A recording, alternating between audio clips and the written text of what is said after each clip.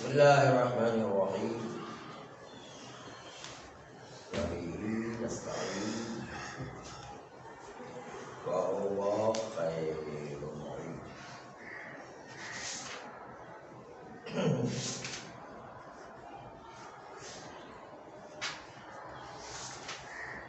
چونکہ روایت موجود ہے ہمارے پاس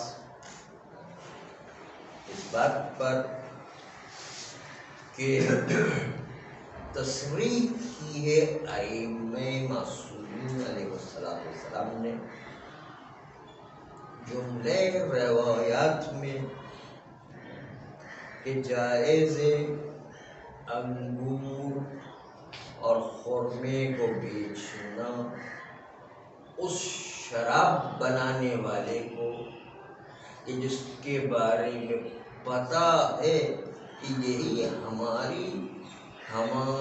کھجوروں کے ذریعے سے ہمارے ہی انگور کے ذریعے سے لے جا کے شراب بنائے، پھر بھی اس کو انگور اور جو ہے خرما بیچنے کی اجازت ہے۔ اور لا تعاون علی الاثم والعدوان کا عنوان یہاں پر صادق نہیں آیا ہے کہ آپ گناہ اور ظلم کے کام میں مدد نہ کرو، قرآن کی آیت ہے۔ آپ انگور بیچ کر شراب بنانے والے کی مدد کر رہے ہیں یا نہیں؟ کہتے نہیں، یہ شراب بنانے والے کی ہم مدد نہیں کر رہے، اس کا خود کا داعی ہے جو کام کر رہا ہے، خود کا شوق ہے جو کام کر رہا ہے۔ یہاں پر لا تعاون علی الاثم والعدوان کا عنوان صادق نہیں، اس کا کام ہی یہی ہے، کام یہی ہے۔ پھر بھی ہماری ذمہ داری، ہم تو بھائی اپنے بال بچوں کی روزی کمانے کے لیے انگور بیچ رہے، خرما بیچ رہے، اس کا کیا نیت ہے؟ ہمارا اس کا کوئی سروکار نہیں۔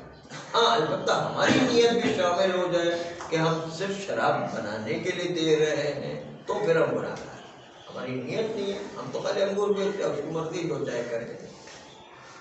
یہی کوئی اس نقطے کو پوچھ کر ہے کہ ہماری نیت نہیں، ہم تو انگور بیچ رہے ہیں، ہم تو خرما بیچ رہے ہیں، اب اس کی جو بھی نیت ہو جو چاہے کرے۔ اور یہ مسئلہ جو ہے ٹوٹل پریکٹیکلی پیش آ گئے تھے اس وقت کہ جب وہ زوار حضرات جو کربلا کی زیارت کے لیے جاتے تھے اور ایران عراق کی جنگ چل رہی تھی تو صدام نے ٹیکس لگایا تھا زواروں کے اوپر کہ $100 ٹیکس دیں گے تو زیارت کے لیے جا سکتے ہیں۔ تو ہم یہ $100 جو دے رہے تھے صدام کی مدد کے لیے نہیں دے رہے تھے، ہم تو زیارت کے لیے دے رہے تھے۔ تو ہماری نیت صدام کو مدد کرنے کی نہیں ہے بلکہ جو ہے جنگ میں مدد کرنے کی نہیں ہے، ہماری نیت کربلا کی زیارت ہے، تو ہم گناہ گار نہیں ہیں۔ اس لیے بعض لوگوں نے مسئلہ اٹھایا تھا کہ یہ صدام کی مدد ہو رہی ہے، تو ہماری نیت نہیں ہے تو شرعاً گناہ گار نہیں ہے، کربلا کی زیارت پر جا سکتے ہیں۔ اسرائیلی چیزیں کیوں حرام ہے؟ جی اسرائیلی چیزیں خرید و فروخت کرنا کیوں حرام ہے؟ اس کا ایک الگ مسئلہ ہے۔ اس کا مسئلہ جو ہے وہ یہ ہے کہ وہ اس میں صرف تعاون کا عنوان نہیں ہے بلکہ اس میں اور فسادات دوسرا بیض اسلام خطرے میں ہے، اس کا ایک اور عنوان ہے بیض اسلام کا خطرہ، وہ ایک دوسرا عنوان ہے۔ خیر، تو بات یہ چل رہی تھی کہ اس میں یہ بھی جو ہے ایک یہ مثال تھی۔ زیارت پہ جانے کے لیے تو مجبوری تھی انسان کی، اس کے بغیر ₹100 دیے بغیر زیارت پہ جا نہیں سکتے۔ تو اگر جو حرام ہو جائے تو زیارت پر نہ جائے، یہ ہو جاتا، یہ اگر حرام ہو جاتا بالکل تو نہیں جائے۔ اسی طرح انگور بیچنے میں تو اس کے پاس ایک آپشن ابھی موجود ہے نا، اس کو نہ بھیجیں جو شراب اس پہ بھی آپشن موجود ہے کہ حرام ہو تو نہیں جائے گا۔ لیکن اگر تعاون کس سے کہیں، پھر تعاون کس سے کہیں؟ تعاون جب ہماری نیت بھی ہو کہ اس کو مدد کرنا ہے تب یہ تعاون کہلائے۔ ہماری نیت نہیں، ہماری نیت تو ایک انگور بیچنا، میں روز بال بچوں کے لیے روزی کمانا، ہماری تو یہ نہیں۔ یہ تو ایک جی توسلی کی طرح ہے نا، نیت تو یہاں کوئی ہاں، ضروری نہیں ہے۔ نیت بہت اثر انداز ہے، ہر چیز میں نیت کا بہت اثر ہوا ہے، نیت کے بغیر تو ساری چیزیں خراب ہو جائیں، اس لیے نیت پر بہت ساری چیزیں ڈپینڈ کرتی ہیں، ہماری نیت نہیں ہے تب تک ٹھیک ہے۔ تو دوسری مثال جو ہے وہ پہلے ہی پیش کی تھی، اب بھی پیش کر کہ سعودی عرب نے ایک قانون بنایا تھا کہ کوئی حاجی یا عمرہ کرنے والا جانا چاہتا ہے تو عورتوں پر بھی پابندی لگائی تھی کہ وہ پردے میں اپنی تصویر نہیں نکال سکتے، بلکہ اس کو پورا بے حجاب ہونا پڑے گا، تصویر نکالیں گے اور وہ بے حجاب تصویر کے ذریعے سے سعودی عرب جانے دیتے تھے حج کے لیے یا جو ہے عمرہ کے لیے۔ تو دیکھیں یہاں پر یہ جو ہے ہماری جو ہے کبھی کبھی یہ ہو جاتی چیز کہ یہ دو چیزیں ہیں جو آپس میں ٹکرا رہی ہیں۔ حج کا وجوب تقاضا کرتا ہے کہ جائے، دوسری طرف سے بے حجابی کا گناہ تقاضا کرتا ہے کہ نہ جائے، دونوں آپس میں ٹکرا رہے ہیں، دونوں کے مقتضی موجود ہیں۔ جب دونوں کے مقتضی موجود ہیں تو اہم و مہم کا قانون چلتا ہے، جب دونوں میں ٹکراؤ ہو جائے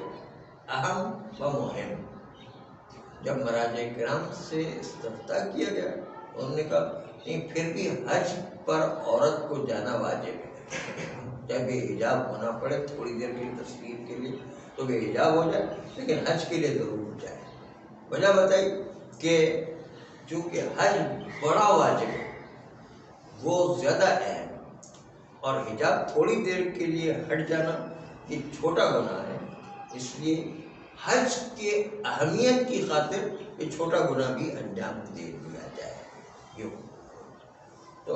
ہماری تو یہاں پر عورت گناہ گار نہیں ہوگی، کیوں؟ اس لیے کہ اپنے وظیفہ شرعی کو انجام دینے کے لیے اس کو یہ بے حجابی تھوڑی دیر کے لیے اختیار کرنا پڑتی ہے۔ عورت گناہ گار نہیں، کیونکہ اہم و مہم میں جو اہم ہوتا ہے اس کو انجام دے، مہم چھوٹ جاتا ہے خود بخود۔ تو یہاں پر بھی ایسا ہی مسئلہ ہوگا۔ تو اصل روایات کی طرف آتے ہیں کہ ائمہ معصومین سے روایات بھری پڑی ہیں، بہت سے روایات کہ جس میں کہا گیا کہ آپ لفظ ہے کہ جواز بیع التمر کہ خرما بیچنا جائز ہے، ممن یعلم انہ یصنعہ خمرا، یہ لفظ ہے اس شخص کو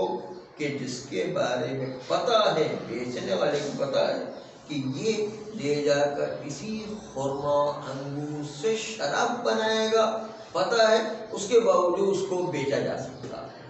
یہ ایسی روایات ہمارے پاس موجود ہیں، بلکہ اس سے بھی زیادہ جو ہے ایک جملہ اور بڑھا دیا گیا، بلکہ وہ روایات ہی میں ہے، اور روایت میں بہت اچھا تو نہیں لگ رہا ہے، لیکن بہرحال بات کو سمجھنے کے لیے کہ تاکیدی اور بات سمجھ میں آ جائے۔ ائمہ معصومین نے کبھی کبھی روایات پہ نسبت دی ہے کہ میں خود انگور بیچوں گا، شراب بنانے والے، خود اپنی طرف نسبت، میں خود بھی خرما انگور بیچوں گا اس آدمی کو جو شراب بنانے والا ہے، اور پتہ ہے کہ میرے ہی انگور سے شراب بنے، پھر بھی میں بیچ سکتا ہوں۔ میری نیت وہ نہیں ہے کہ شراب بنے، میری نیت ہے میں بال بچوں کو خرچہ پورا کروں۔ یہ جو ہے اس کے اندر اس حرام کی بہت ساری چیزیں مسئلہ حل ہو جائے گا۔ ہاں مسئلہ حل ہے، ورنہ تو یہ بہت مشکل ہے۔ اگر جو ہے اگر اس پر پابندی لگا دیں کہ نہیں اس طرح جو ہے وہ سب تعاون علی الاسم والعدوان، ولا تعاون علی الاسم والعدوان کا عنوان آ جائے گا کہ گناہ اور ظلم کی کام میں مدد نہ کرو، اگر یہ عنوان ثابت آ جائے تو بہت ساری چیزیں دنیا میں حرام ہو جائیں۔ ابھی جو فلسطین کے لیے بائیکاٹ کی مہم چلی ہے، یہ KFC تو سب جائز ہے، اس کے ساتھ تو سب جائز ہے، کیونکہ ہم تو اپنا پیٹ بھرنے کے لیے کھا رہے ہیں۔ KFC کا تو مسئلہ ایسا ہے کہ جو ہے وہ جو ہے وہ اسرائیل کا ایک مسئلہ الگ ہے، اور دوسرا وہ بیضہ اسلام ہے، یہ نجس اور پاک کی بات ہے۔ KFC اور میکڈونلڈ جو ہے وہ تو جو ہے نجس اور پاک کا مسئلہ ہے۔ خیر ایک ہی چیز، ایک قانون ایک جگہ صحیح ہے ایک جگہ غلط ہے، نہیں، سمجھنے کی بات ہے، کوئی عوام لوگ کہتے ہیں کہ مولوی لوگ جس طرح چاہے مسئلے کو گھمانے، وہ سمجھ ہی نہیں رہے کلاسیکل مسئلے، ہر چیز کی اپنی ایک جہت جو ہے، ہر ایک چیز نہ سمجھے تو وہ یہی کہیں، وہ جو ہے عوام کا کام ہے اس طرح کہتا ہے، لیکن جو ہے ہر ایک کی اپنی ایک جو ہے وہ ہوا کرتا ہے، اس پر مارنے والے کو اسلحہ بھی بیچ سکتے ہیں نا پھر، مارنے والے کو اسلحہ بھی بیچ سکتے ہیں نا پھر، مرنے والے کو، مارنے والے کو، کسی قتل کرنے والے کو اسلحہ بھی بیچ سکتے ہیں. ہاں بالکل، وہ چھری تو ہم بیچتے ہی ہیں، وہ چھری اب اس کی مرضی ہے، چاہے وہ صرف پیاز، کل مثال یہی ہے کہ پیاز آلو کاٹ کے سالن بنائے یا وہ کسی کو قتل کرے، ہمیں سے کیا مطلب؟ نہیں، ہمیں معلوم ہے قتل کرے گا، تو ہمیں سے مطلب نہیں، ہم تو اس کو چھری بیچ رہے ہیں، ہم تو پیاز اور آلو کی نیت سے بیچ رہے اسرائیل کو اسلحہ بیچ سکتے ہیں نا، اسرائیل کو اسلحہ بھی بیچ سکتے ہیں. عیسائی کا مسئلہ وہاں پر بیض اسلام کا مسئلہ ہے، دشمنان دین کو اسلحہ بیچنا جائز ہے، وہاں پر خود بیض اسلام کا خطرہ ہو جاتا ہے، مرکز اسلام، مرکز اسلام خطرے میں ہے. یہ اور یہ آگے صاحب عملاً ایسا ہو رہا ہے اسرائیل کی نسبت دیکھا جائے، اسرائیل میں یہی مسئلہ ہے کہ خود مسئلہ ہو رہا ہے، اسلام خطرے میں پڑ جاتا ہے.